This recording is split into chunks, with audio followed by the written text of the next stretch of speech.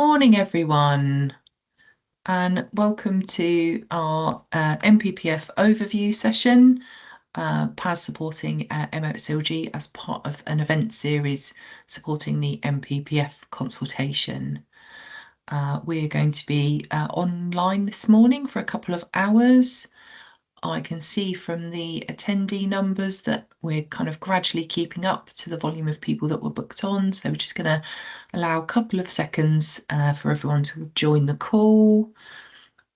You'll have seen from the screen that we are going to be using Slido today to help manage questions and feedback. So if you want to scan the QR code on your phone or enter at www.slido.co.uk with the code that's relevant, then we'll be able to do some interactivity and some Q&A throughout the session. This session is also being recorded, and like our other sessions that are online, we will endeavour to make the recordings available shortly after the session finishes. So I can see the numbers steadily climbing. We're approaching the number of people who have signed up for this event. So let's get going.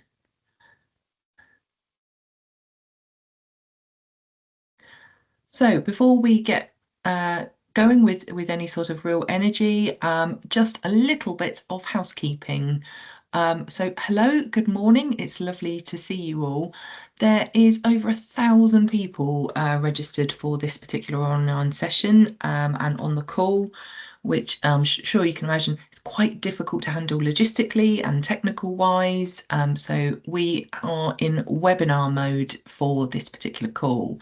So that means that most delegates have got their cameras and microphones disabled, and the chat function is turned off because we're going to be using Slido in its place.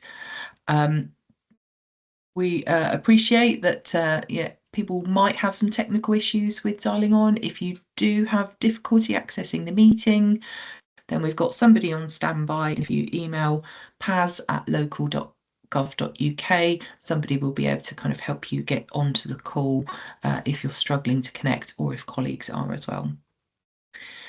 As I said, we're using Slido to run some polls and the Q&A. You should have received an email yesterday with the QR code and the relevant joining information. And it's great to see that people have already started to pose questions through the Slido that they would like answered. We're going to be encouraging people to have a look at the existing questions and upvote which ones you would like to prioritise rather than rewriting a question. We've had quite a lot of questions that are all much of a muchness or trying to say the same thing but in slightly different ways. So if somebody is already asking the question but in slightly different terminology, just use the upvote function and that will bring it to our attention and hopefully we can prioritise it. We're going to be having 2 Q&A sessions and a short break today. So the presentation is going to be split into kind of 2 sections. And we're going to have a little short comfort break for some voting of polling and hopefully enough time to grab a cup of tea halfway through the session. I'm not going to lie, there's going to be a lot of detail to get through. The NPPF consultation document is a mammoth condoc to get through with a lot of detail and quite radical changes to how the document's been laid out before. So it's really exciting times, but there's definitely a lot to get through. We're going to try our best to get through as much of it as possible, including as much questions as we can. We will try our best. If there are big ticket items or big questions that we're not able to get to, we're going to try and take everything away and produce some readouts of the sessions in the fullness of time. So we'll try and get to as much of everybody's concerns as we can on the call today. So let's do some welcomes and introductions. I've put them in the wrong order.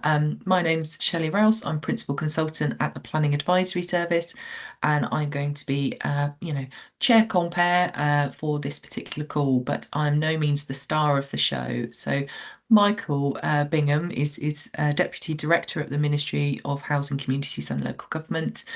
He's known colloquially as a godfather of the NPPF. So Michael, would you like to introduce yourself?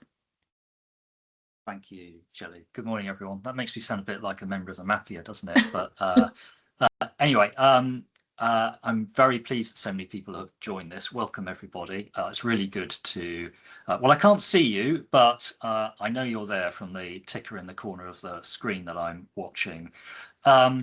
Also, I want to start by saying thanks to PAS for fixing up this event, and they're running a number of other events over the next month on the NPPF that you may have seen.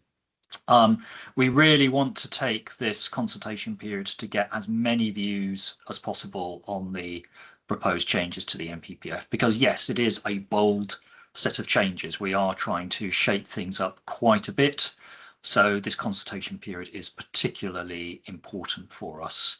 A couple of things just to say from me before we start. So the first is that I'm getting over a cold and a cough, so apologies if I need to cough and splutter from time to time, but I'll try and keep going. And then the second thing is I don't have a take control function on the slide, so Shelley will be forwarding them on for me. So I will be in best Chris Whitty mode. Bear with me. We'll try and be as slick as possible. As Shelley said, this is in two parts. So the first part is very much a broad overview of what's in the document. Hopefully you've already had a chance to look at it, but I want to highlight some of the key bits and pull out some of the key themes for you. And then in the second half, we're going to look more particularly at what I think is the biggest single change in the framework, which is the new approach to development inside and outside settlements, and how that affects the presumption in favour of sustainable development. So hopefully this will be interesting. Do ask questions. We'll answer as many as we can, but obviously we'll need to be fairly selective. So if we can move on then, Shelley, to the first presentation. Great, and I think you've practically covered this, Michael. It's just a short brief of the agenda. So yeah, a game of two halves and some time for some interaction and some wrap up at the end. So let's keep going. So on to the next substantive slide. Right. Why are we doing this? You might well ask. We know the framework has been changed a number of times, most recently in December 2024. But it's important to stress that the changes that were made in December 24 were very much the early priorities of the new government as it then was. This government wasn't the first to say that it thought the NPPF could be expressed more clearly. You may well know under the previous government there was a lot of debate about how we could reform the NPPF to make it more rules-based. There were the proposals taken forward through the Levelling Up and Regeneration Act to create national development management policies. And much of that thinking infuses the proposals that have now been published. So there are a number of really important objectives that lie behind what we're now consulting on. So first and foremost, we think that the NPPF could be expressed more clearly, more in terms of policies of the sort that you would get in development plans. There is this desire that successive governments have had to try and make national policy more precise, more rules-based, as some would say, so that it's more consistent and predictable in its application. But we're also trying to make policy more comprehensive. The NPPF at present doesn't cover all the different aspects of decision making in particular. So there are some particular gaps that we're trying to fill. partly with the aim of avoiding duplication of those matters in plans where they cover common development management issues. And then last, but by no means least, we are trying to take the opportunity to do more to support growth. Growth has been a central mission of this government, and many of the changes made in December 24 had that in mind. But the changes in December 24 didn't cover all aspects of the framework by any means, whereas this occasion is one where we're looking at all the different aspects of development that the NPPF covers and thinking afresh about whether they are as supportive of growth as possible, while at the same time maintaining environmental protections. Next slide, please. So those objectives translate into a number of principles that underpin what we are doing, or what we're proposing to do. So the first one, I think this is really important to stress, is that we were not starting with a blank sheet of paper. Ministers were very keen that we weren't tearing up well understood and well established aspects of national planning policy. So what we have tried to do is maintain many of the core aspects of national policy that people are familiar with, while adapting them to this new approach, i.e. better presentation, making them more rules-based, filling gaps, and so on. Secondly, there was this key objective to distinguish those aspects of the framework which are about development management from those aspects which are about plan making. Currently, as I'm sure you know from reading the framework, it often talks simultaneously about planning policies and decisions doing certain things. That was partly, frankly, to save space, to minimize the length of the document by referring to both things at once. But it doesn't necessarily mean the clearest presentation or the most discrete set of policies that you could use, particularly in a development management context. So we wanted to separate those two things. There's a few bits of updating and gap filling, as I've said. But at the same time, while we're trying to fill gaps, we're not trying to cover absolutely everything here. The government recognises very much that some aspects of policy need to be set out at the local level because they are locally specific matters. So we're trying to focus on the big picture issues that apply across the country or across significant parts of the country. And finally, it was important that we reflected the legislative changes, both in the Levelling Up Act and now the Planning and Infrastructure Act, as they affect plan making.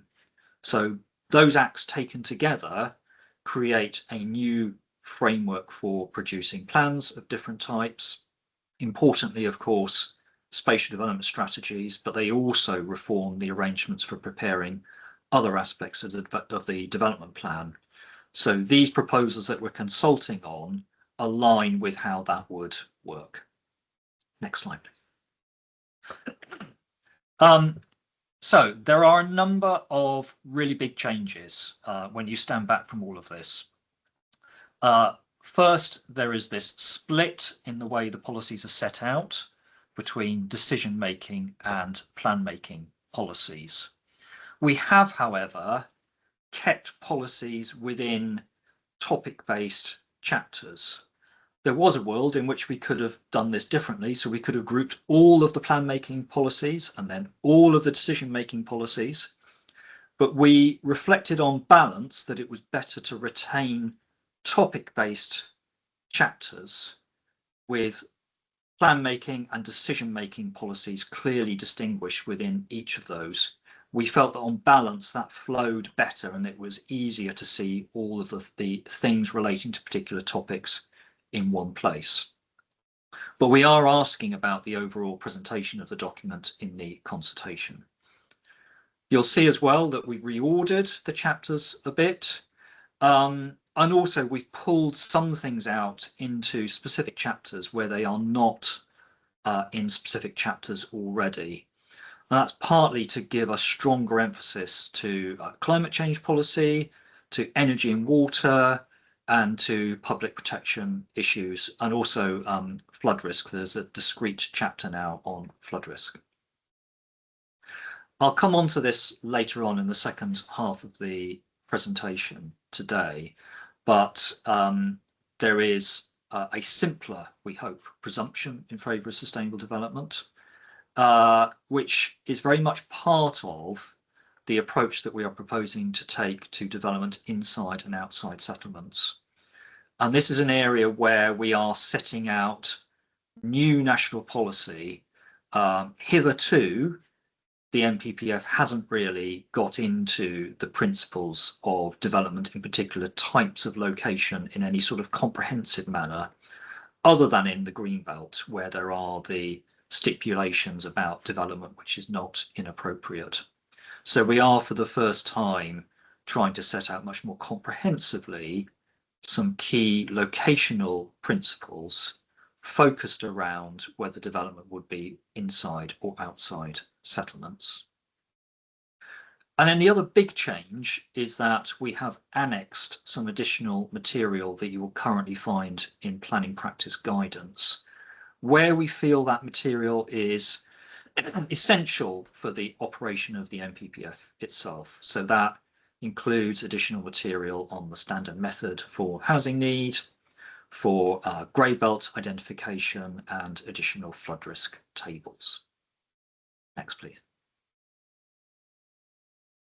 Improving the presentation of the NPPF has been really important for us as well. So I've talked about the split between plan making and development management policies and putting things in a policy format. There are various other things that we have done as well. So the introduction to the NPPF has been revised to set out more fully how we intend the policies to be used. And then, as now, you will find procedural policies on both plan making and decision making. Those have both been substantially revised, particularly the plan making policies to address the new plan making framework, as I mentioned. We've also set out a brief objective, excuse me, for each chapter at the start of each one. These objectives are not intended to be policies that you would apply in a development management scenario, for example. They are there for explanation as to what the set of policies in each chapter is attempting to do at a high level. We've moved away from consecutive paragraph numbering in this document. So you'll see that each policy has its own number and its own numbering system within it.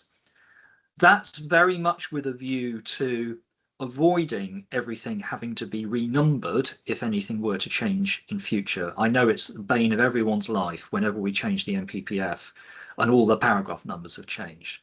This will avoid that, and it'll also make it easier, hopefully, particularly in a development management context, to refer to specific bits of the framework. At the moment, you'll see that the footnotes in the framework do still run consecutively, but we're intending to fix that in the final version. So when the policies are a bit more stable, we will assimilate as many of those footnotes as possible into the main text, or use some alternate numbering system so that, again, you don't get the same degree of issue with consecutive numbering of footnotes. And we're also going to look at how, with the final version, we can make the online version of the framework as digitally accessible as possible in terms of how you navigate the document. Next, please. So getting into what some of these policies actually do, and I'm going to whiz through this and summarize it at a high level. So starting with those procedural policies on plan making and decision making. As I said, the plan making policies are very much geared around the new plan making system. And importantly, Many more of the policies in there are tailored to specific types of plan, so that it's much clearer what you should do if you're working on a particular type of plan. So, for example, you'll see a set of policies for how different types of plan are to be examined, which is policy that goes over and above what is said in the legislation. We're also very clear in those policies about non-duplication of policies that would be in the new National Planning Policy Framework. So we want plans to focus very much on locally specific issues. In other words, site allocations, designations, associated policy requirements, and any locally specific policy matters that go beyond that. There's also, aligned with that, a new policy on the scope of standards, quantitative standards, to be set in plans. On the decision-making front, there's a heavier emphasis at present in terms of proportionality of pre-applications on information requirements. And also, we're attempting to set out more consistently the information required associated with development proposals. There's also quite an important policy, I've named it there, DM3, which is all about the overall approach to handling planning applications, which consolidates some of the sort of messages that you will see currently in the framework about making decisions positively. It adds some additional strands to that as well. We've also said quite a bit more in there about viability and how we expect viability to be treated, and the limited circumstances in which we think viability needs to be assessed in terms of site-specific matters at the decision-making stage. We've also sought to clarify one of the big issues in many parts of the country, which is the relationship between planning decisions and other regulatory regimes, drawing very much on what the established case law position is now, which is that obviously there are other regulatory regimes which, as current policy says, you do need to assume will operate, but equally, if there are material considerations that relate to matters governed by those regimes, they do need to be taken into account. Next, please. I'm not going to cover this in any detail now because it's going to be the focus of the second half of the presentation. So this is very much just capturing the high-level points that I've already mentioned about the new presumption and the fact that we've got a new set of policies for development inside and outside settlement. So I will come back to this if we can move to the next one.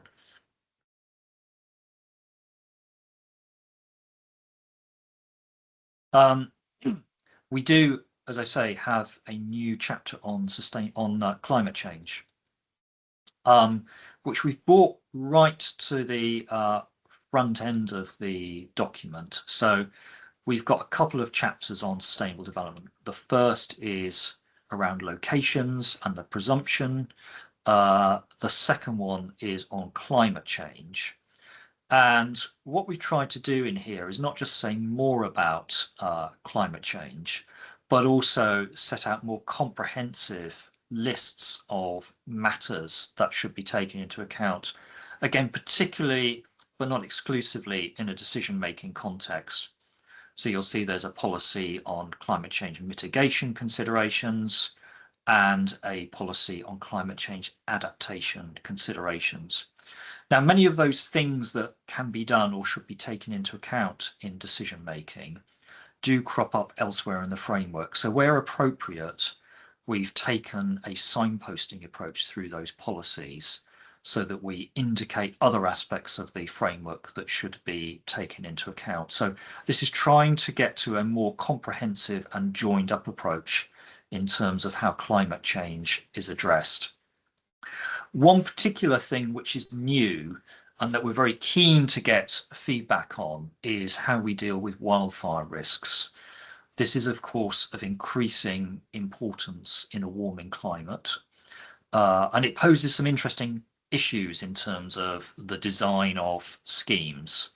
So we've suggested some of the important matters that need to be taken into account in that context, that would need to be considered alongside other design considerations.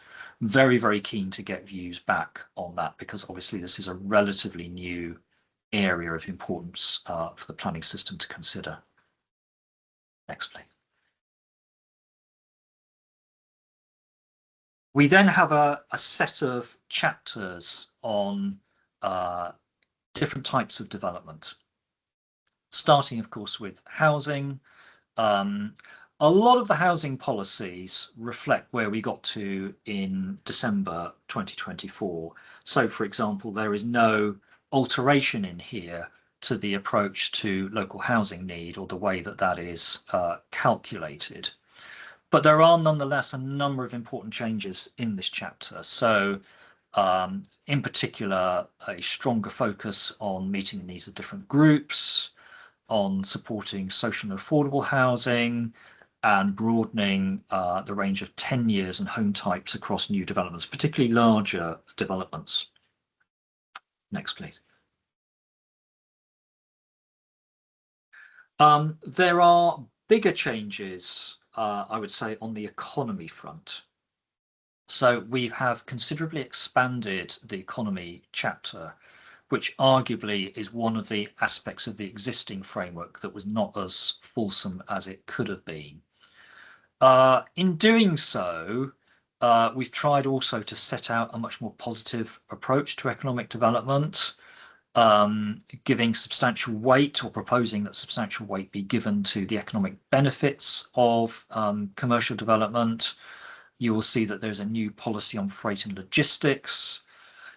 There's also stronger policy support for different types of agricultural development and diversification.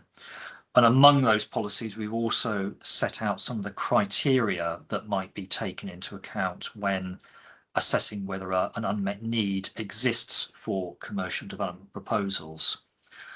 There has been some call for standard method, or a set of standard methods for commercial development.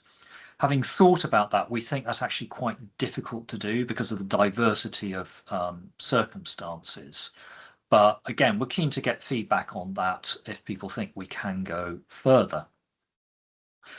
On the retail and town centre front, again, there are some changes. In particular, there is a new policy on decision making, where there's a bit of a gap in the existing framework about how you should approach decision making in town centres generally.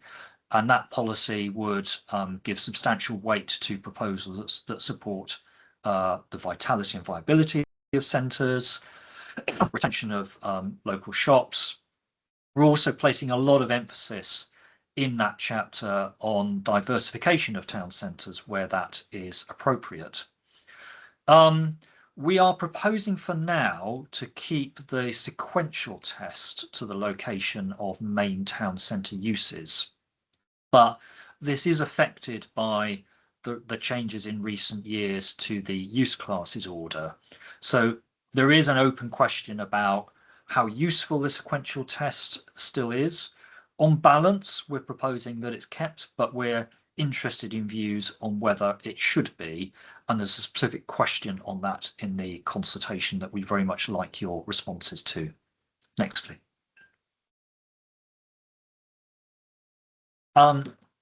There's then a set of chapters on different aspects of infrastructure.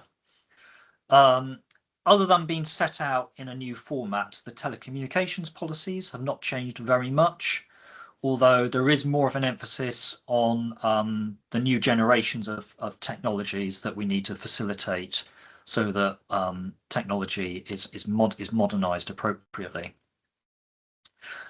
We do, though, have an entirely new chapter on energy and water, recognizing the importance of those two things for development Some of those policies are a replication of or a rewriting of existing policies on supporting renewables.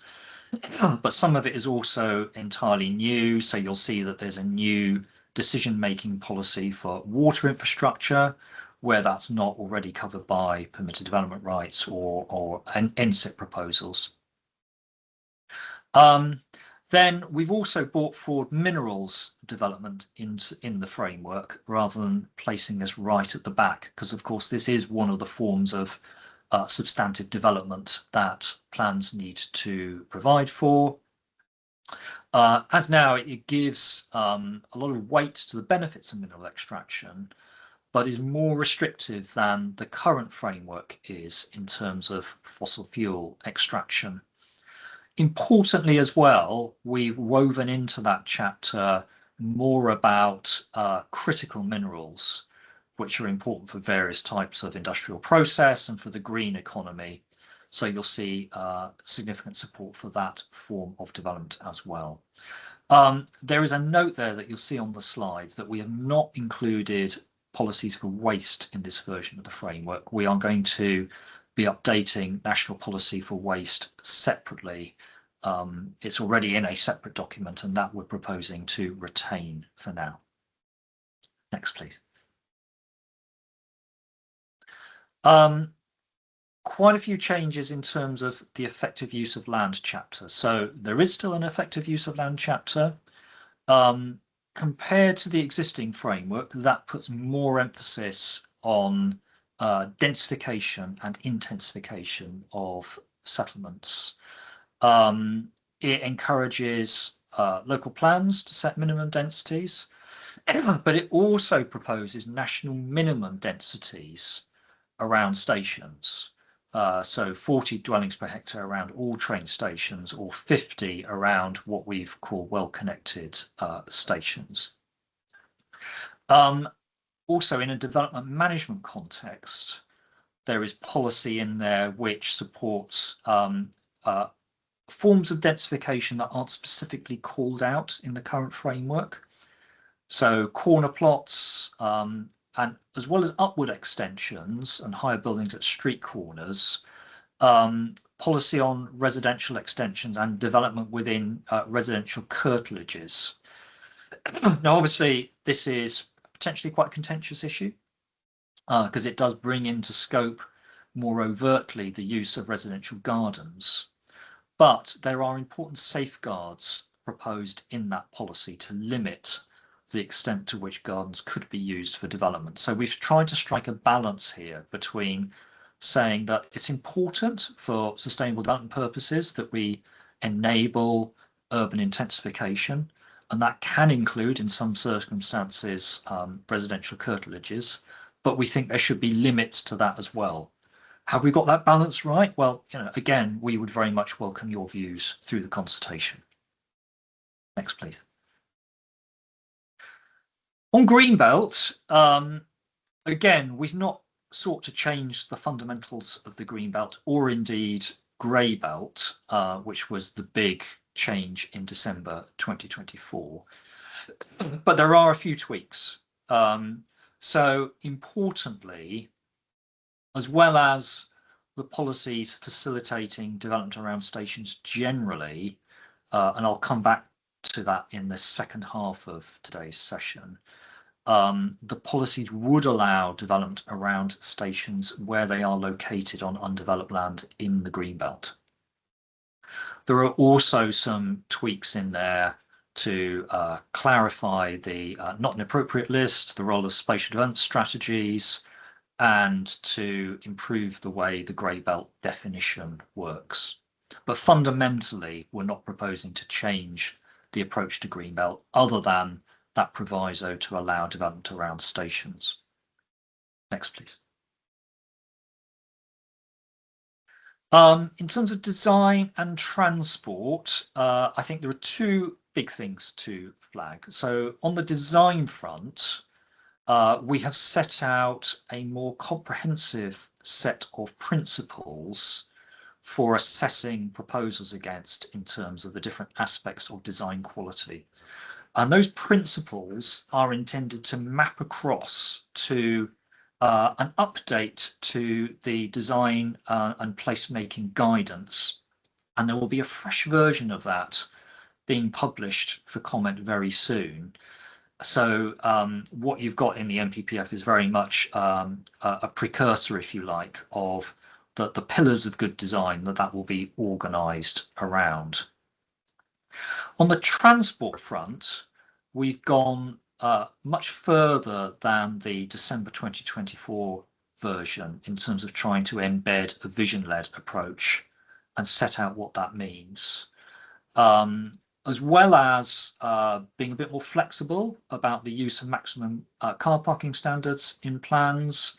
And you'll also see that there's quite a bit of additional policy in that chapter on things where we think that's a benefit, again, with an eye on development management. So on things like street design, roadside facilities, port and aviation development, and also how you deal with rights of way. Next, please, Shelley.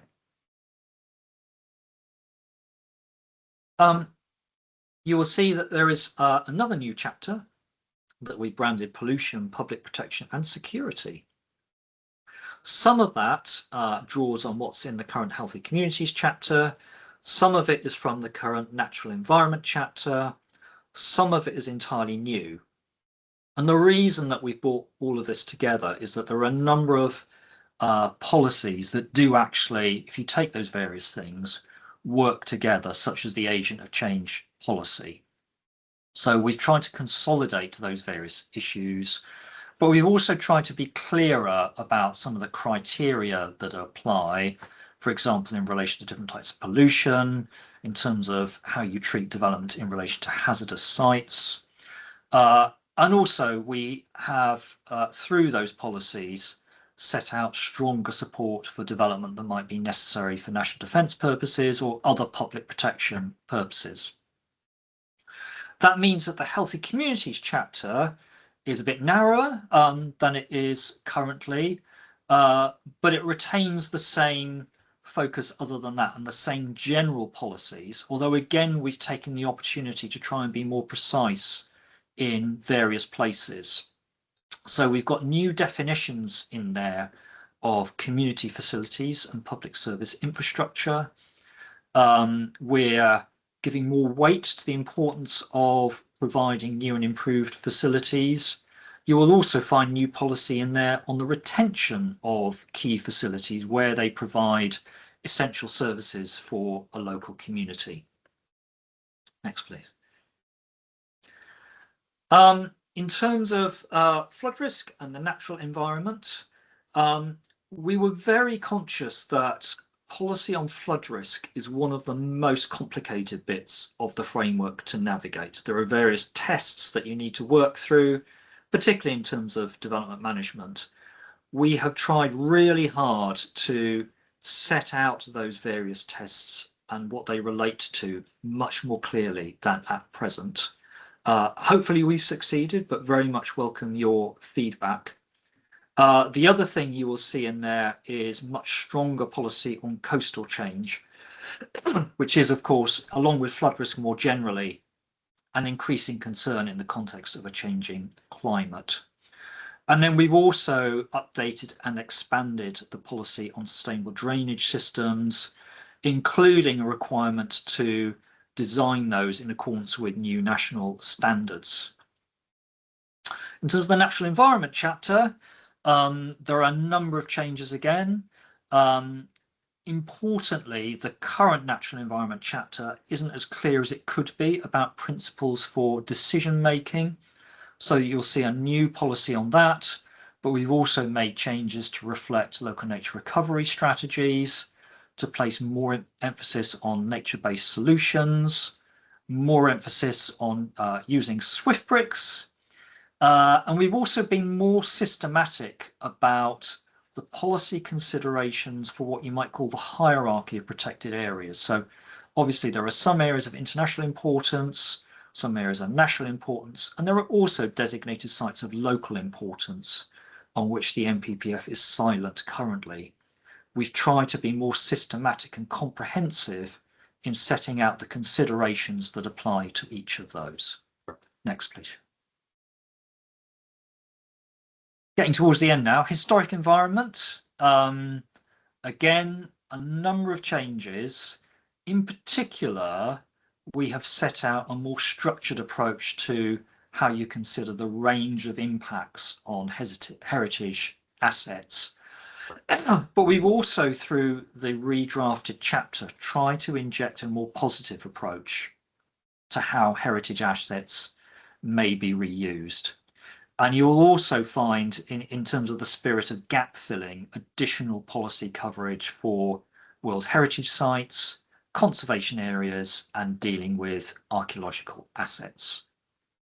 Next, please. And then transitionals. We know this is really important as well.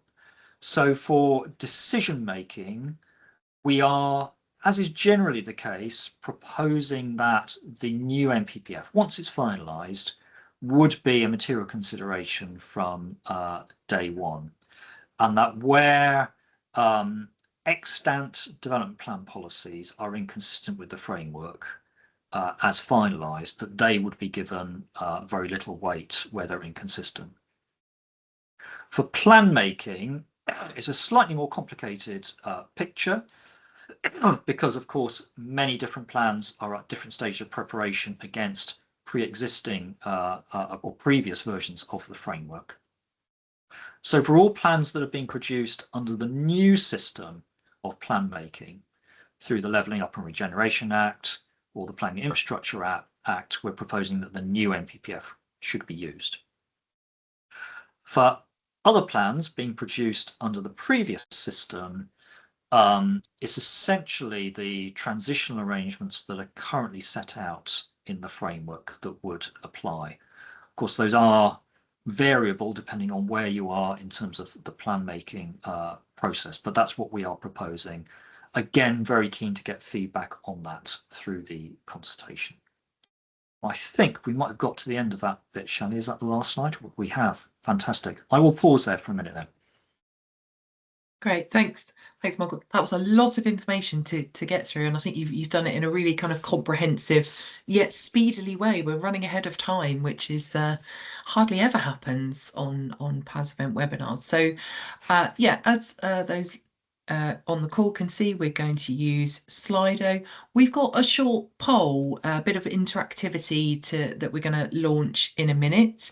And then I think we'll take a view as to whether we've got time for some questions now, or whether we want to have a kind of little five-minute break before the session. So I am going to hopefully through the power of screen sharing,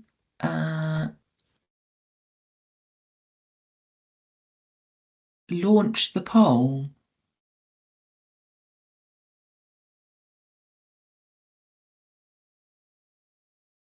Okay, so the first question we've asked is essentially around the formatting. So it's quite different from previous NPPFs.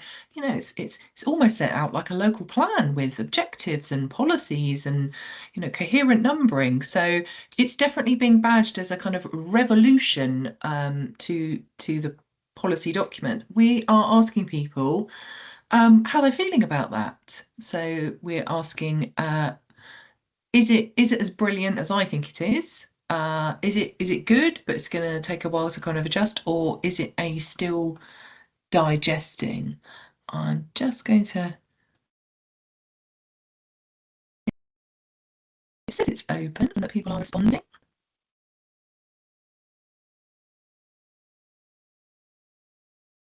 I might have to. Yeah, I just can't work out why we're not seeing the results. We've also got 4 questions, I think, in this poll. So we're asking which parts of the proposed content are most welcome around the structure, the stronger focus on climate change, energy, water, and public protection. Some changes around the simplification of presumption. We're going to get into more detail in that in part 2. The introduction of the national decision-making policies, or the fact that there's kind of some further guidance around how that all works. With me, let me There are people typing. Let me see if it will show the results here. No, that's still the same. It looks like people are responding.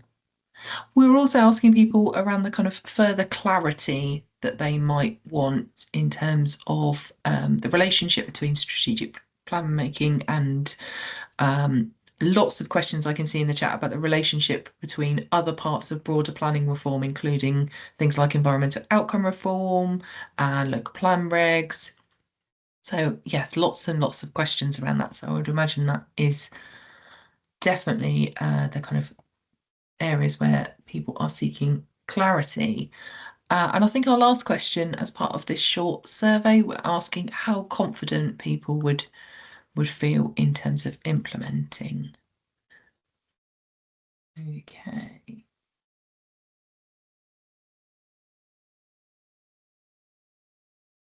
Aha, here we go. I knew that there was a button I was not pressing. Oh, fantastic. Oh, I'm really pleased to see that the overwhelming majority is good, and that there is, oh no, that's just been overtaken by digesting and thinking about it.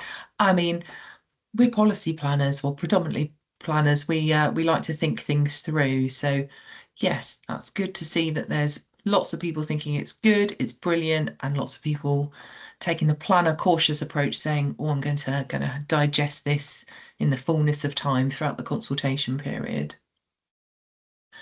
So, which parts are people most welcoming? Yeah, chapter structure. I like it. I love the fact it's laid out in a kind of familiarized policy document format. So I'm glad I'm not the only one that thinks that. Yeah, and definitely lots of support again for that stronger focus on climate change and guidance on SDSs as well. Which part needs further clarity? Yeah, we'll definitely touch on some of the statutory data of the NDMPs and their relationships with local plan. Like you said, Michael, the transitionals, that's what people are kind of definitely wanting to get into the detail of, and we'll cover that, I'm sure, in some of the Q&A. And again, how confident are you in implementing the proposed NPPF? Yeah, okay. Lots of people confident, nearly 20% of people confident, and some very confident people on the call as well. What we're going to do is we're going to leave these polls open. We're also going to leave the polling open for the questions. You will have seen there's many questions coming through on the Q&A. What we're going to do now, I think, is we're going to take a short little 5-minute break, so that we're able to run through the questions that are being submitted. I'm looking at colleagues who tell me that there are many questions for us to kind of go through and prioritise for posing to Michael before we get onto the second part of the consultation. So we're going to take now a short 5-minute break. So if we all come back at 10:55, and we'll kind of kick off that first Q&A session that we have, and then on to the second part of the webinar. So see you all very shortly.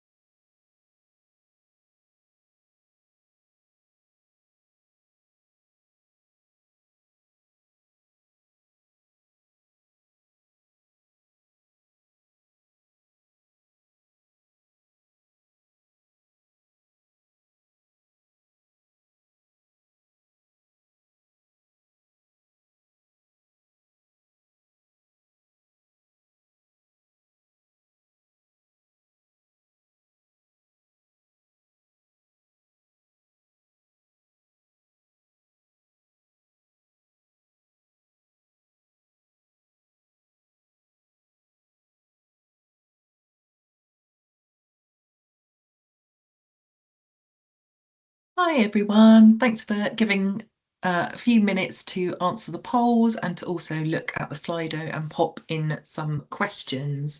I think one of the questions my colleague has asked me to cover is, in case you missed it at the start, yes, we're recording this session and we will try and make the recording and hopefully some other outputs from it available as soon as we're able to afterwards. So that's hopefully dealing with one nice, neat, easy to answer question that we're getting a lot through the PAS inbox as well as on Slido.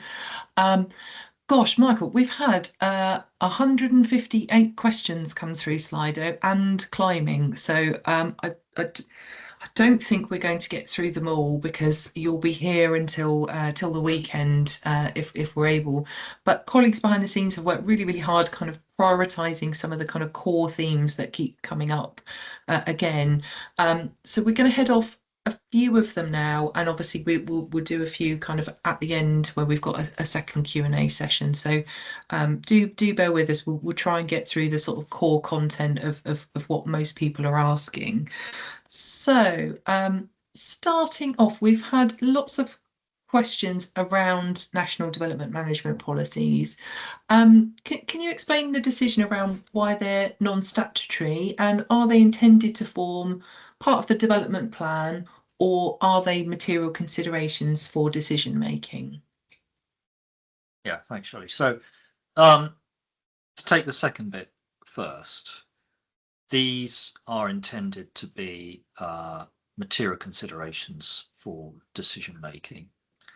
As they are now, you'll know that national policy already plays quite a powerful role in the system. So these would operate in that vein. Importantly, though, we are not expecting the decision-making aspects to be repeated in development plans. And you'll see from the plan-making chapter in particular that we're being very clear that we would not expect those policies to be repeated, and that that's something that would be looked at, particularly when different types of plan are going to be examined. In terms of the decision to take that non-statutory approach, we've set out in the consultation why, in the first instance, we're doing that. It's to do with the potential complexity of the legal framework for decision making, and the fact that we can put policy in place like this more quickly and with more flexibility than if we were taking the statutory approach. But the government's made very clear that it's still open potentially to enacting national development management policies or turning on those legal powers if in due course it feels that it's necessary. Well, great. So it's an option being kept on the table for the kind of. Oh, that's super helpful. Great. We've had a couple of questions come through all around the same sort of vein, so I'll try and kind of paraphrase them, particularly around policy PM13 and the ability to set stringent water efficiency standards than existing building regs, and why is that not across the board on other things such as things like energy efficiency? Yeah, there's a difference, we think, between water efficiency and energy efficiency. So with water, that's one of the existing optional technical standards that authorities can set where appropriate. And we know that there are particular parts of the country where water shortages are a particular challenge, but that's not a universal issue. So it's appropriate that we give flexibility to allow for more stringent standards where that is necessary for development to go ahead. Energy efficiency, we think, is different, and that's why we're proposing a different approach. We're very aware that a number of plans set their own standards, but the message that we've heard quite strongly from the renewable sector, from the companies that are producing renewable tech, if you like, or those aspects of dwellings or other buildings that contribute to energy efficiency, is that lots of different standards make it harder for them to invest at scale and to innovate. And they would prefer more of a level playing field that's ratcheted up progressively through tighter building regulations. And that's why we're putting emphasis more on our proposed changes to those things through the Future Home Standard and through the building regs, rather than continuing to facilitate lots of local standards. Yeah, that's and you know, for reading the document, it comes across really really well that energy efficiency and climate change are kind of really core ambitions. So it feels like it is, yeah, about that level playing field, rather than it's not an ambition for us to all take climate change and energy efficiency really seriously. Yeah, I must emphasize that, you know, the government is not weakening its stance on climate change at all. It's just a question of what the best way of getting there is, and it thinks the best way is to take a national approach rather than through lots of different standards. Thanks, that's really helpful. Right, I'm going to grill you now a little bit on minerals and waste, and you know, love minerals and waste planning. So I'm super happy that we've seen quite a few questions coming in around this. You mentioned in the presentation that there is a intention to kind of update the national planning policy for waste. Can you give us a kind of time frame on when that might be, and sort of explain a little bit about why it's not been included in the NPPF? Because minerals and waste planners have been calling for many years for minerals and waste to be fully integrated into the NPPF. Yeah, the reason it's not integrated is that planning policy for waste forms one component of the wider waste strategy for England, which has its own processes, including strategic environmental assessment to go through.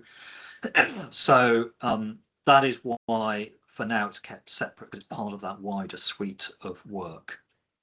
We are, however, planning to update national policy for waste as quickly as possible. I think we've committed to doing that in the consultation. And in doing so, we'll want to deploy the same principles that we've used for the rest of the framework. So again, it would be split between plan making and decision making. So it's both updated and clearer. Great. I'm sure everyone I know who's a waste planner will be very happy to hear that.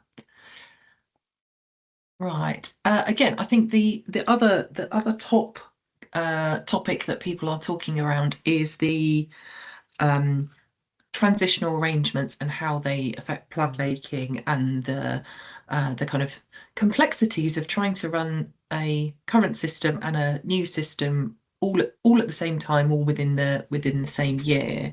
So lots of questions around when might we see the plan regs for the new system and more guidance. So lots of questions around the interaction of SDS and LGR timetables on plan making, and whether plans should be kind of not progressed, or how they respond to that. And some questions around the kind of transitionals and how to take forward NDMPs, kind of what stage should people start thinking about their plan making, and whether there's duplication or interaction with the proposed policies. There's a bit of a mouthful and quite complex, so hopefully that was clear. Yeah, and it's very hard to give a one-size-fits-all answer to this, because we're very aware that different authorities are in very different places, depending on where you are in the plan making cycle, whether you're affected by potential local government changes. So you know, all of that will condition what the best answer is for you in any given context. What we are trying to do is publish as much information as possible about the new system and how you migrate to it, where that's the best route. So we published I think a 20-page-ish explainer, almost prefacing or preempting what the regulations will say. So that came out towards the end of last year. The regulations will follow as quickly as possible this year. And you may know as well that we've also been progressively rolling out this new guidance set for plan making called Create and Update a Local Plan. So all of that we intend to finalise alongside the regulations as quickly as possible this year. There's actually a very good summary of all of that in a press release that the Planning Inspectorate put out on the 27th of November last year. So if you have a look at that, you'll see an overview of what we've published and links to it. We're working in parallel on the regulations for the new spatial development strategies now that the Planning and Infrastructure Bill is an act. So we needed to wait for that to be enacted before we could get those regulations out. And of course, we're also going to be consulting on the geographies for spatial development strategies, which I know many people are keen to see, understandably. We'll also, as in previous instances of local government reorganisation, be wanting to give councils a choice of how to proceed where unitarisation is happening, so that we can tailor the approach to find the most appropriate approach in each case. So I know that's not a kind of specific answer, because I don't think there is a specific answer. What we are committed to doing is getting as much information out as possible and working with authorities to find the right pathway through where there are any particular questions. We are going to be doing more events, I think, more specifically on plan making, where we'll be answering questions on this and setting it all out a lot more fully.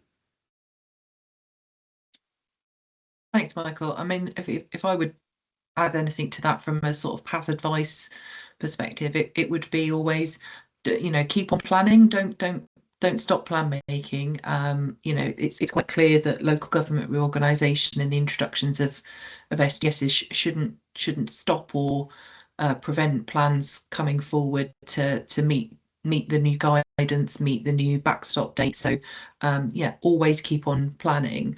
And in the same vein, you know, it's never too early to start looking at the national development management policies and working out, you know, what does my plan say that might interact? What does my plan say that might be duplicating? So, you know, I would encourage your policy planners to just do good planning, just keep on plan making. Right, we're going to do, I think, one last question, and then we're going to go on to the meaty topic of the presumption and development for location. So the last little question, and again, it's about what's coming forward. It's a really exciting year. Have you got any insight into when we might see the regulations for environmental outcome reports to come into force, and again, the kind of impact of that on the sustainability appraisal process?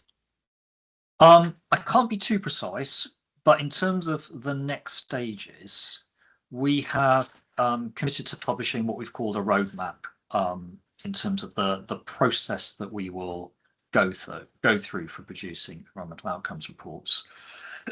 We'll be putting that out before we then publish regulations. So there's two kind of key stages that we intend to go through, and we want to make as much progress with those things as possible this year.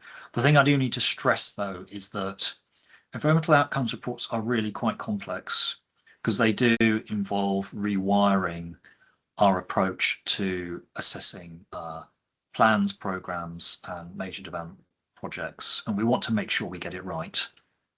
And you know, anyone who's done EIA and SEA will know how complex they can become. We want to make sure that if we are reforming them, this is a genuinely beneficial reform, which at the same time maintains a necessary degree of due diligence in terms of potential environmental impacts. So there's a delicate balance to strike and a lot of technical stuff to get through in terms of the specific outcomes that we're looking at, indicators, etc. So we are getting on with that. There will be those things, but I can't give a specific timescale today.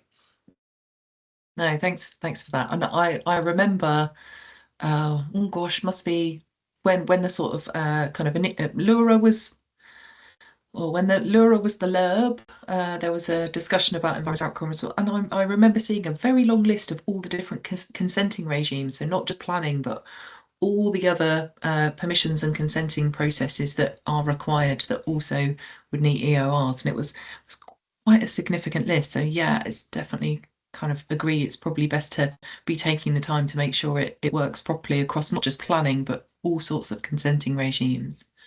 And that does mean, of course, that in the meantime, keep planning on the basis of using SEA or EIA for any emerging plans or projects for now. Yeah. Well, thank you, Michael. That's been great, and I appreciate. I've probably grilled you on stuff on stuff quite challengingly. So let's move on to the second part of the presentation, and we're going to have some time for Q&A at the end of this second stage. So let me bring up the presentation. Michael, can you see the presentation? It looks like it's on screen for me. Yeah. Fantastic. Okay. I hope everyone can see that. Should we move on to the first slide here? So I skipped over this earlier for good reason, because we think this needs very careful consideration for those of you reading the consultation document. And I'm not surprised by those poll results that Shelley brought up earlier on. There is a lot we know in this new framework for you to get your heads around and to understand how this would work in practice. So because we've consulted on quite radical changes, we want to take this consultation period to explain as fully as possible what we're trying to do, to get your feedback and to reflect on that before we finalise the new document. And the biggest single change, I think, is this change that we're proposing to make to the location of development and accompanying changes to the way the presumption in favour of sustainable development works. And I think the best starting point for this, rather than with the presumption, is to start with those locational policies. And as I said earlier, the current NPPF doesn't set out comprehensive policy on the principle of development inside and outside settlements. And we're proposing to change that as part of our intention to make national policy more comprehensive, particularly more comprehensive when it comes to development management. And this slide summarises the approach, but I'll go on to explain in more detail the different components of it. So in summary, if you're located within a settlement, there would be a general presumption that development is approved. There would be a tilt, if you like, in favour of approval, other than in certain circumstances, which we'll come on to. Outside settlements, that's almost flipped on its head. So rather than saying the starting point is that you approve things, outside settlements, the starting point is that we should be much more selective about development that's acceptable in principle in the countryside, outside settlements. But there are certain things which are appropriate outside settlements. And where that is the case, we should be supporting them in the same sort of way, unless there are good reasons to turn things down. Now, this general approach is really trying at the national level to build on the approach that you'll find in many plans currently, where you're in a rural area or a semi-rural area where you have a mix of settlements and countryside. But importantly, it also builds on the approach taken in our brownfield passport discussion paper that was published about 16 months ago now, and in the December 2024 NPPF when it comes to brownfield land within settlements. And I'll explain that a bit more in a minute. Through this, we're trying to give much more clarity, not just about location development generally, but about the acceptability of brownfield development, particularly within settlements. But this is not by any means an anything goes approach. It's quite carefully calibrated, and there are important safeguards in there to prevent unacceptable development, both in locational terms and in terms of wider impacts. So we should unpack some of that for you now. So let's move to the next slide. So the first question you might ask is, well, what is a settlement? And we've included quite a specific definition in the consultation proposals, which again, we'd very much welcome your feedback on.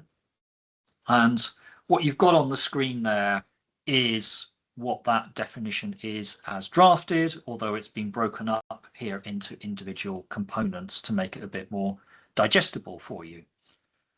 So it is, as it says on the screen here, cities, towns, villages, and other predominantly built up areas. Importantly, though, including land which is allocated for or which has permission for development and which would then form part of a built up area once that is complete. So in other words, if you've got a local plan allocating a site for development on the edge of an existing built up area, that would be regarded as part of the settlement once allocated for the purposes of this policy, as would any consented development that forms part of a built up area but is not yet built out. We're conscious that not every local plan uses defined settlement boundaries, although you will see from the plan making policies that we are expecting those boundaries to be set in new plans as they come forward if that approach is not used currently. But where settlement boundaries don't currently exist, we're proposing that the approach is one of either taking those boundaries where they do exist, or if they don't, using equivalent terms if plans use those, or relying on criteria where plans rely on criteria to identify what they mean by a settlement. Again, very keen to get feedback on all of this, but that's the approach that we are proposing. So either you rely on set boundaries where they exist, or equivalent terms, or if there are criteria, that those are used to steer a decision as to whether something is inside or outside a settlement. We're proposing that settlements don't include hamlets and scatter groups of houses unless they are called a settlement in a development plan. So obviously this is very important because the way these policies work hinges very much on this concept of what is or isn't a settlement. Next slide, please. So within settlements, the approach that we're proposing to take is set out in policy S4 in the new framework. And that policy would require development to be approved unless the benefits would be substantially outweighed by adverse effects. Now, that's intended to be consistent with the general principle that most development within settlements should, in principle, as a locational concept, be appropriate, with some exceptions, which I'll come to. And it builds very much on paragraph 125C, which was added to the NPPF in December 2024, which was effectively a brownfield presumption within settlements. So that paragraph says that basically you should be approving development in principle on brownfield land within settlements. And that actually means that at the moment, we're almost running with two presumptions in the NPPF. You've got the presumption in favour of sustainable development, and you've got that more specific brownfield presumption. And one of the things we're trying to do through these revised policies is to reconcile all of that and to bring it together more effectively to simplify the decision-making framework.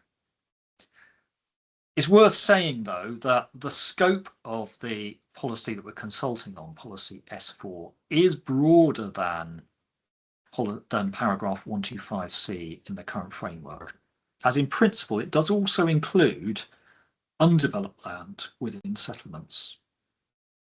But there is a big caveat to that, because S4 also includes a number of very important exemptions where this tilt or this presumption or this emphasis on allowing development does not apply.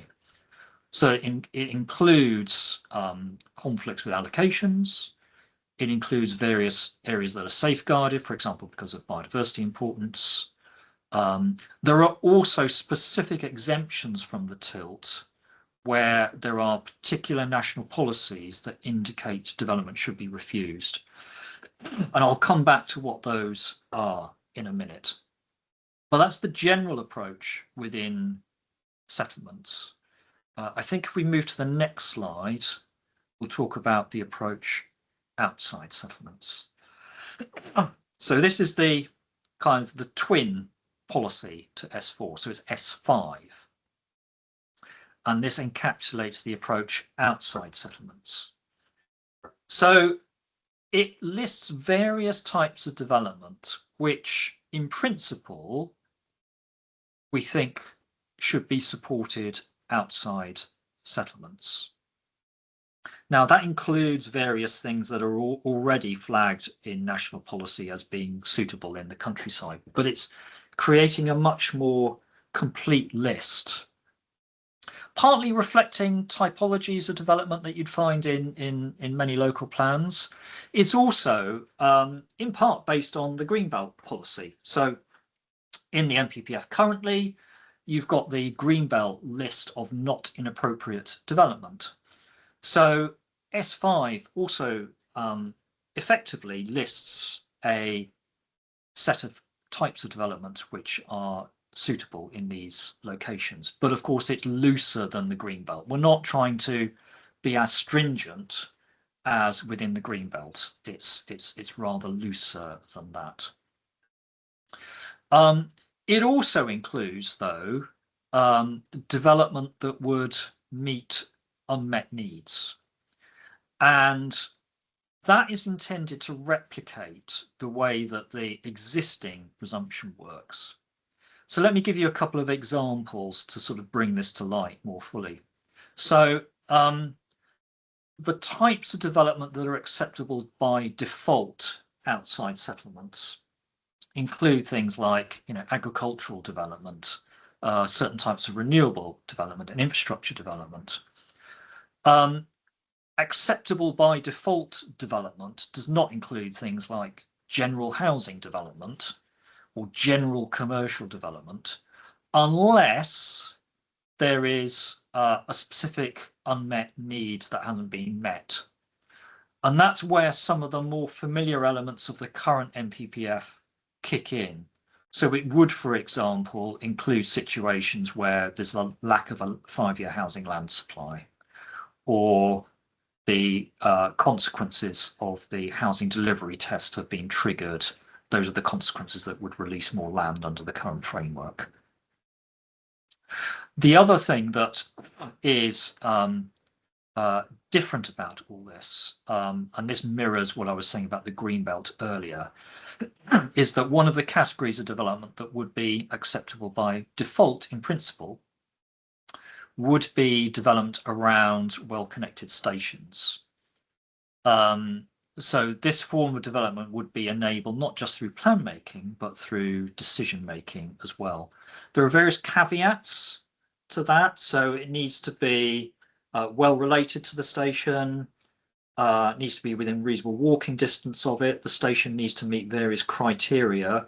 We're consulting on all of those different aspects.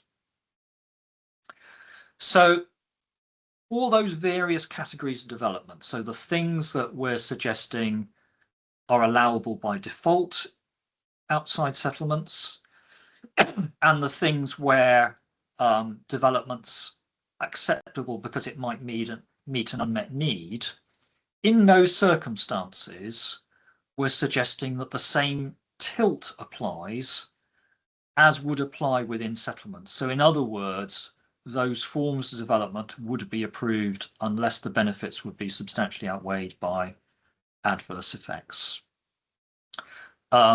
Again, there are various kind of caveats to that. So there are circumstances in which we are proposing that that tilt is switched off if there are specific policies elsewhere in the framework that would direct refusal.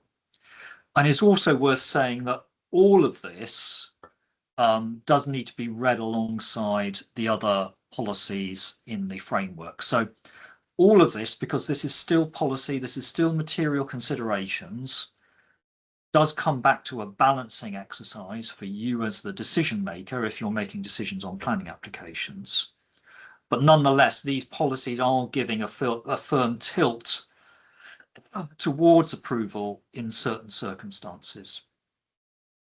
It's important to say that the policy for development outside settlements does not apply to the Greenbelt. So there is still in the Greenbelt chapter specific policy for the categories of development that are acceptable in the Greenbelt. Next slide, please. I mentioned some of the safeguards that are in here because we do not want to see development at any cost by any means. So there are certain policies in the framework that say development should be refused in various circumstances if they are not complied with. And those that we're currently proposing would be harm to town centre vitality and viability, where a development would fail the sequential impact tests. Extraction of peat is a straight refusal. Inefficient use of land.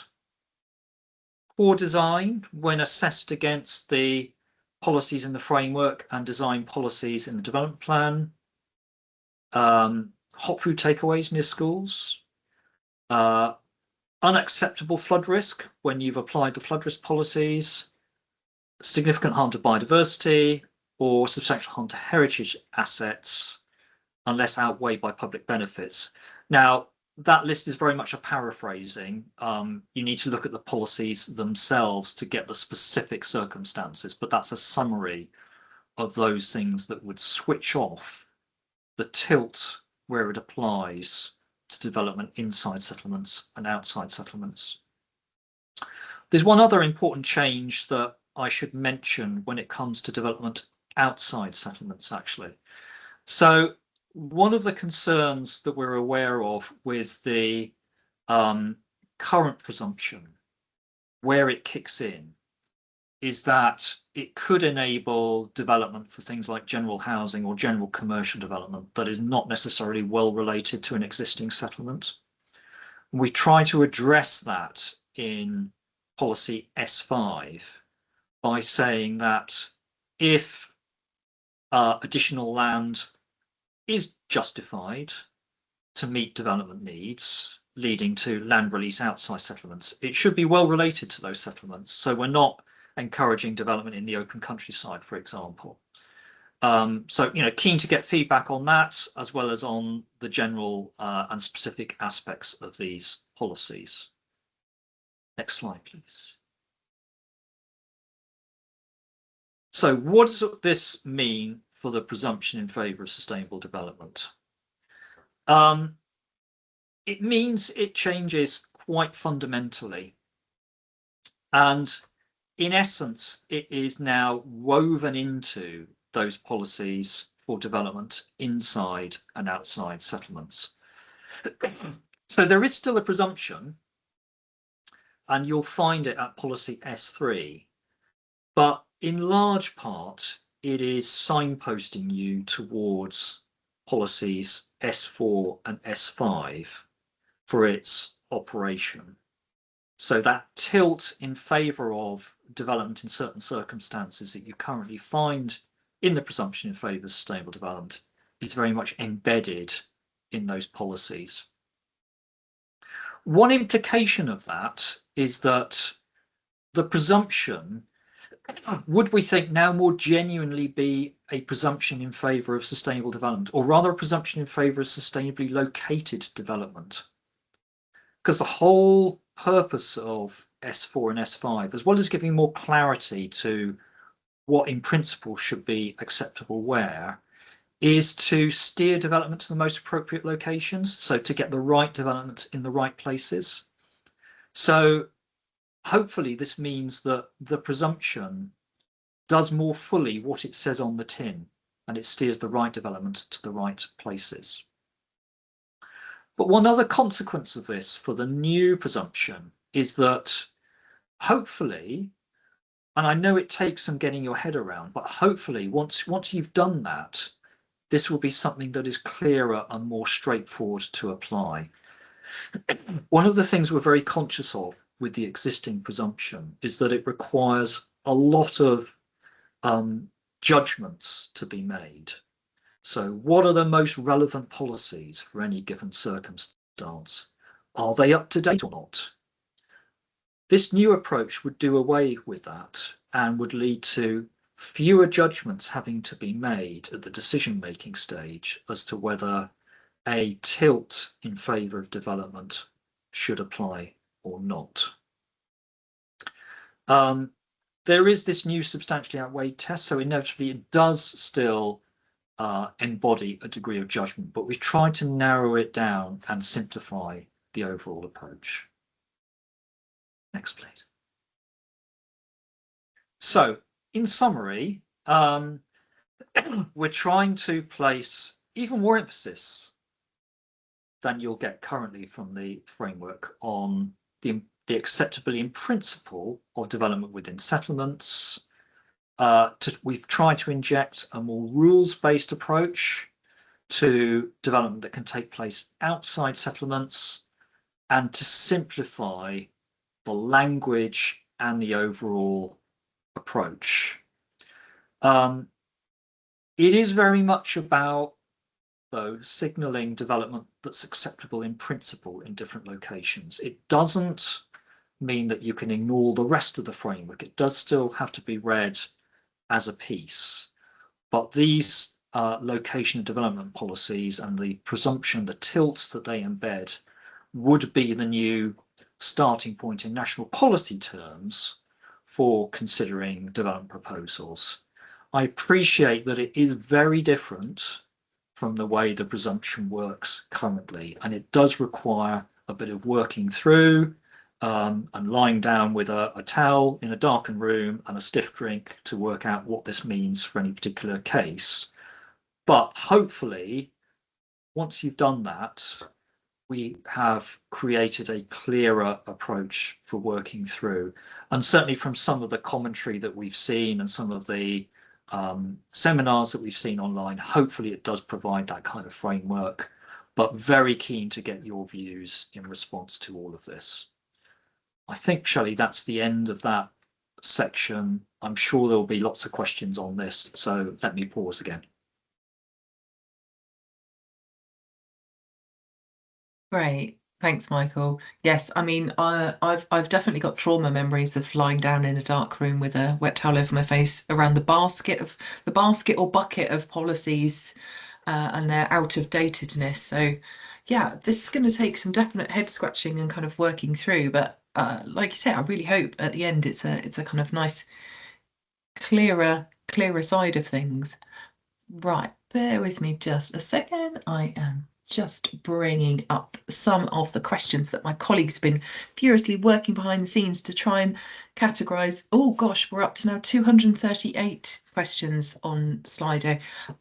We've got until 12 o'clock. I don't think we're going to get through them all, but hopefully we're going to get over some of the kind of most pertinent ones to that part of the presentation. So, right, let's start with a great one. And this is definitely, I can tell, been written by a planner, because planners, we are all about words and the meaning of words. When is a settlement not a settlement? Will settlement be defined? Is the expectation for development boundaries for all settlements to be shown on a policies map? How can we develop at the edge of the boundary through a policy without allocating? I'm particularly interested in this. So I used to work at an authority where we had no red line boundaries for our settlements, and we had a policy that encouraged growth at the edge of our villages, towns, and city. So I'm really interested to know how this is going to kind of work in practice at those sort of places. Yeah, thanks, and thank you very much whoever posed that question. I also have history with this because I worked for an authority producing their local plan where there were settlement boundaries, and then we moved to a position where there weren't settlement boundaries, and we used criteria. So I'm very familiar with some of the arguments for and against settlement boundaries. We think overall that if we're going to make national policy clearer and easier to use for everybody that needs to use it, that actually settlement boundaries are a sensible thing. What are settlement boundaries though? Yes, perfectly reasonable question. Well, where plans already create settlement boundaries, then they are there already. We know that where plans don't have settlement boundaries, very often there's a reliance upon criteria to articulate where certain policies apply, whether those are inside settlements or outside settlements. So those criteria would still be relevant where they are featuring in extant plans. As I say, we are encouraging, as new plans come forward, subject to this policy being finalised, all plans to set settlement boundaries where that is relevant. As a default, if there is no such indication at all, then we have included this definition within the proposed NPPF, which would also apply. So that's the sort of tiering of how this would be set out. But ultimately, we would like to get to a position where those boundaries are set in plans. Obviously, it won't be relevant everywhere. You know, if you're a borough towards the inner parts of London, then you're all settlement basically. So this won't apply everywhere, but where it is relevant, that's what we're proposing. Great. Okay. And I expect we'll get more clarity around the kind of on updates for create and update a local plan, and through the kind of guidance for the new system as well. So that's going to be something to look out for and something helpful. Right, we've got some questions around train station development. So let's start. In respect of development around train stations, the draft NPPF refers to highly connected and well connected. Which of the two is correct, and how are these going to be defined? If there's any inconsistency in wording there, that's not intentional. And Okay, do let us know. There's obviously an awful lot of changes in this document. It has been completely rewritten. I can't pretend that there might be odd things like that we need to pick up. So general plea, actually, in responding to the consultation, if you do spot anything that you think may not be consistent, do let us know. So I think generally we're intending to use the term well connected, but we'll reflect on whether that is the right term. In terms of how that is defined, there is a definition set out in the document that we've consulted on that relates both to whether you're in a particular travel to work area and also to do with the frequency of services either currently serving a station or with the potential to serve that station, bearing in mind that there may be scope to improve services in certain circumstances, but that would need to be demonstrated.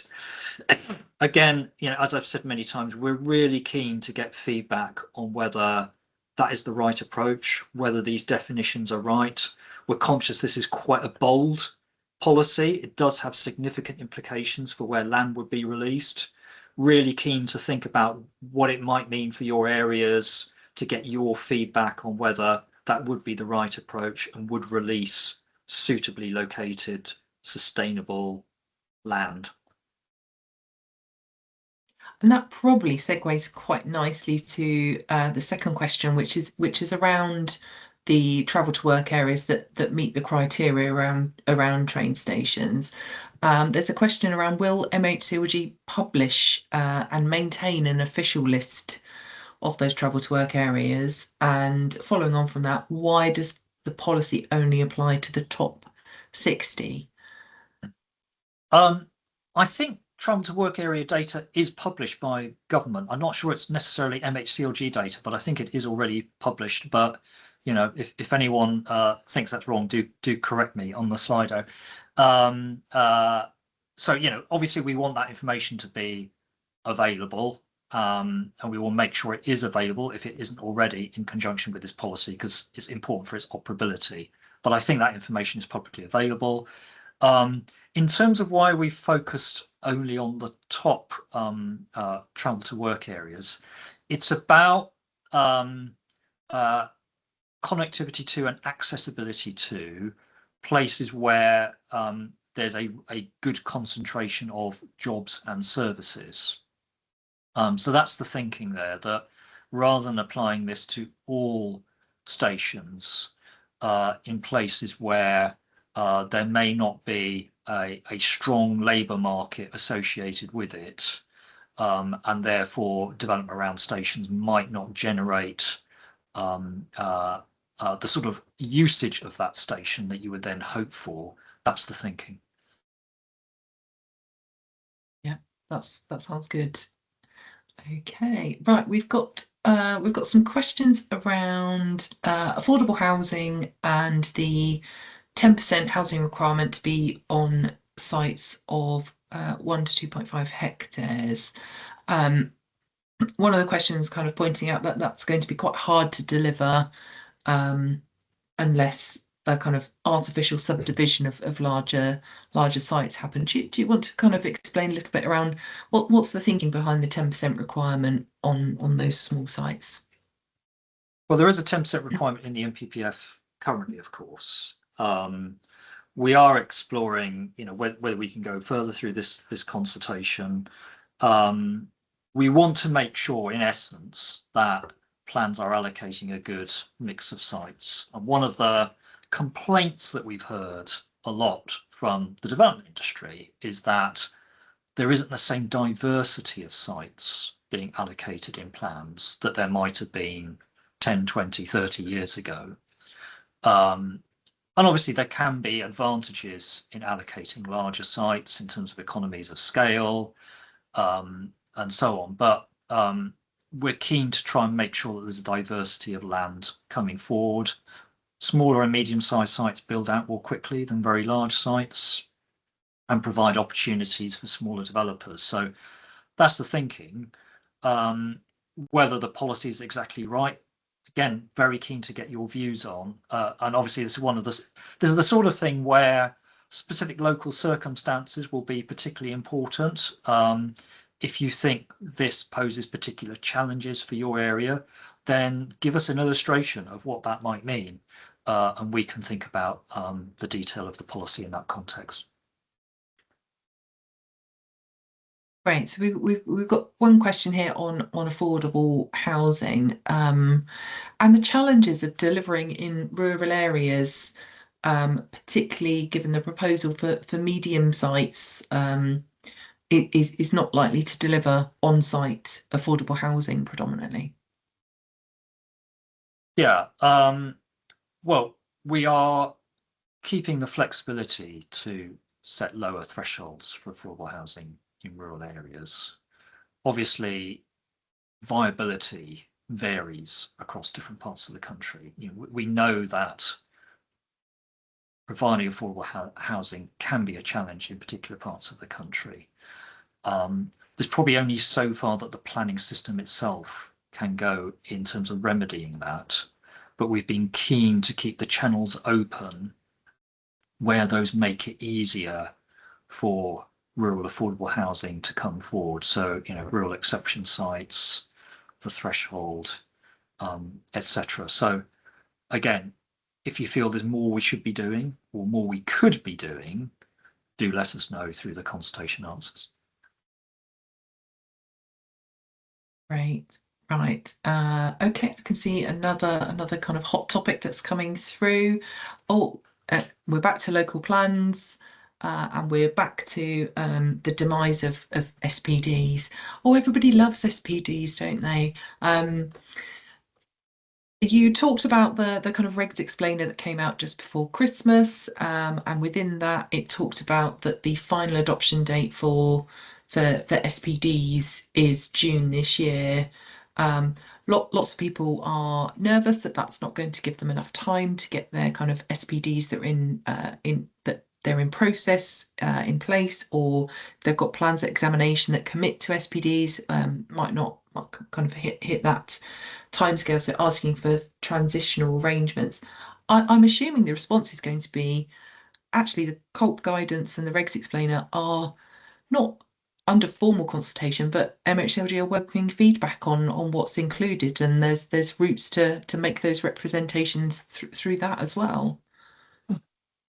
There are, but I should say that this isn't something new, although maybe it's not had as much exposure as might be, as some of you might have seen in relation to some other aspects of the policy changes that we're making. So this actually goes back to the Levelling Up and Regeneration Bill. So when that was going through Parliament, the new arrangements for plan making, which that set out and which were then enacted, do not make provision for supplementary planning documents.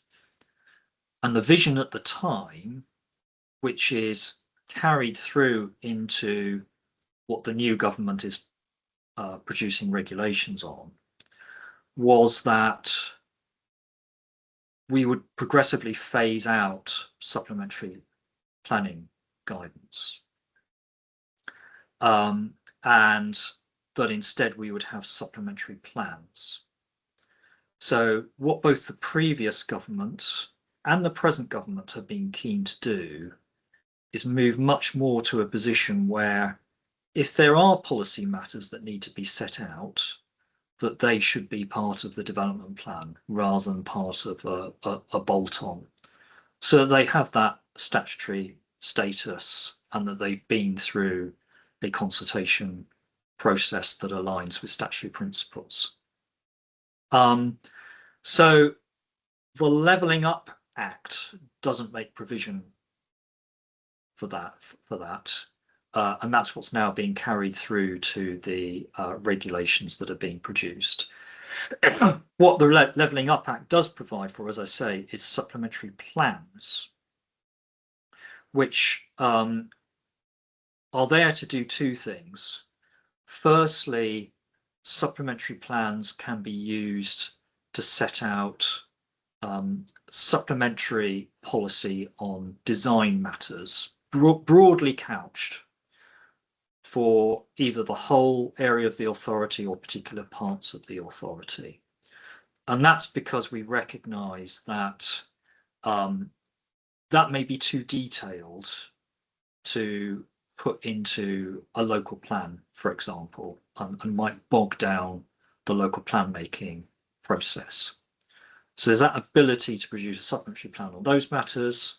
A supplementary plan can also be produced on site-specific matters, or for sites that are closely related to one another. And that's designed for situations where you might need to put in place policy quite quickly, ahead of a wider local plan making cycle. So, for example, if you're faced with a sudden factory closure or something like that, and you need to put in place some policy very quickly. So supplementary plans have an expedited preparation process, which is hopefully much quicker than putting a local plan in place, but importantly, still has that statutory process that leads to it being part of the development plan itself. So that's why there's a deadline for producing supplementary planning guidance or documents to be replaced by supplementary plans. And some of the policy material that you'll see in the new NPPF is policy that sets the framework for those new supplementary plans and will sit alongside the regulations in due course. Great, that's really helpful clarification. So we've got two very quick questions left, and then we'll move on to the final little sort of polls we've got and the kind of next steps around other events and ways to engage in the consultation that we've got. Bear with me, let me find those two questions. Okay, yeah, so I think this loops back to some of the sort of plans. Somebody's asked what weight will be given to the new development management policies in examining plans that are being examined under the transitional arrangements and examined under a previous NPPF. And I suppose that's relevant for the plans that are currently being examined under the 2024 NPPF and those that will go through in the legacy system under the 2025 NPPF.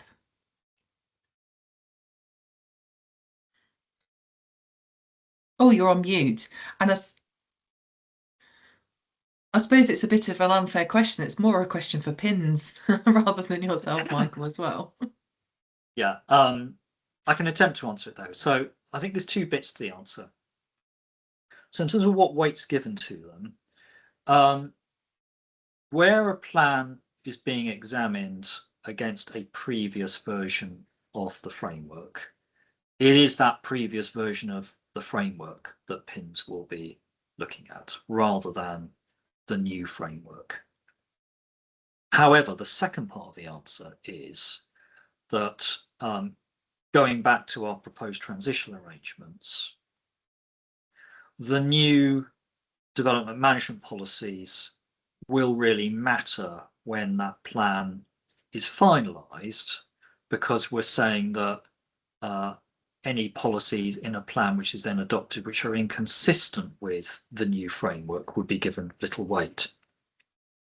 So while previous versions of the framework would be taken into account in finalising the plan, once that plan is in place, the force that it has will depend on how it stacks up against the new NPPF.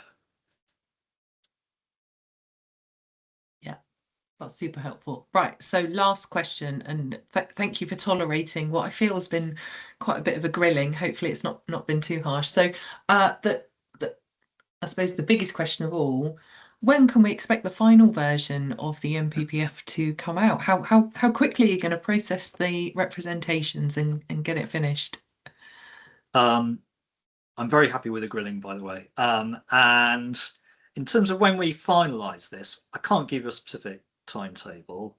I hope everyone knows that the consultation closes in March.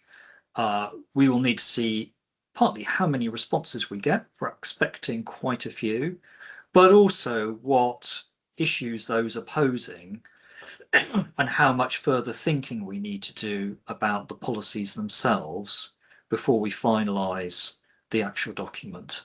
But we will want to move as quickly as possible to finalise this once the consultation has closed. But inevitably, it will take a certain amount of time to make sure that we've properly analysed your responses, that we've thought through the issues that are being raised, and that we've made any changes to the framework that are then necessary. Thanks, Michael. Right,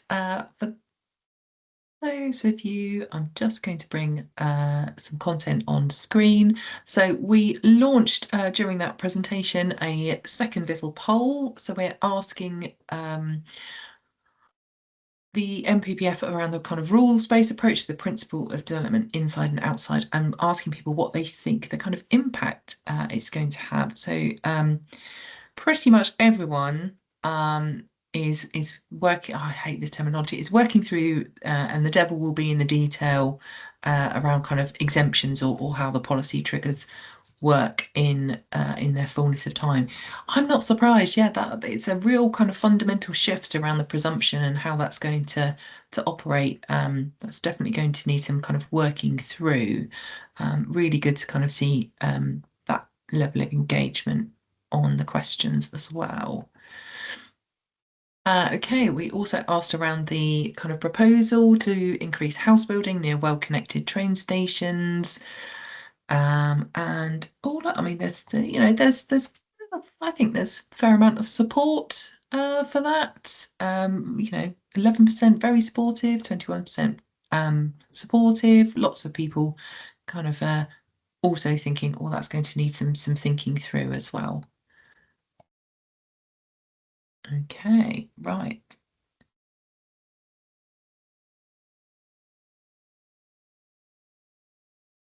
We just need, as a bit of a wrap up, to do some feedback from the PAS perspective. So we're just going to ask people whether they found today's event helpful, how kind of better informed they feel after the session today,